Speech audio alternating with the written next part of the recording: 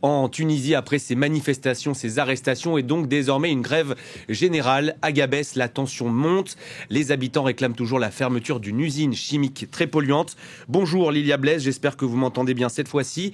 Est-ce qu'elle est suivie, cette grève générale? On le sait?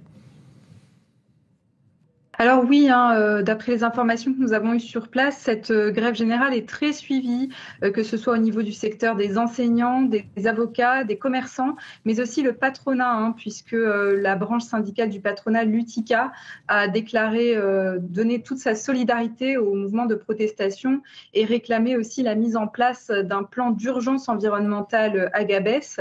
Alors du côté des autorités, les autorités tunisiennes disent suivre de très près ce dossier. Il y a eu toute une séance plénière au Parlement lundi consacrée à Gabès.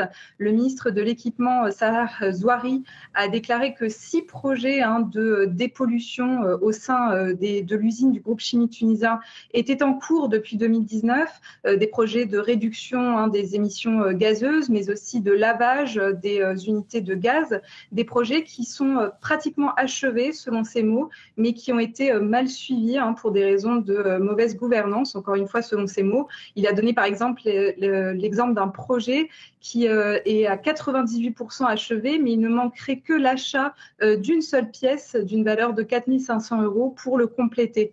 Alors, cela a créé beaucoup de débats au sein de l'hémicycle. Le député qui représente la ville de Gabès est parti en colère, puisque pour lui, ce ne sont pas des actions immédiates et concrètes, comme le réclament les habitants de Gabès. Les habitants de Gabès réclament le démantèlement du groupe chimique tunisien et l'arrêt de ses activités.